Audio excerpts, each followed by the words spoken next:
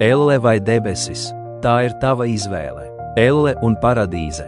Ko izvēlēsies tu? Mūžīgs sots elle, tā ir nebeidzamu, mūžīgu mocību vieta.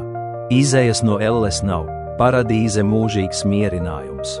Acs nav skatījusi, auss nav dzirdējusi, pat sirds nav sajutusi, ko Dievs ir sagatavojis tiem, kas viņu mīl. Elle bija sagatavota velnam un viņa eņģeļiem, arī tiem, kuri nesekoja Dievam. Jēzus gatavo vietu debesīs katram, kas viņam tic. Tas, kura vārds nebija ierakstīts dzīvības grāmatā, iemests ugunīgā jūrā.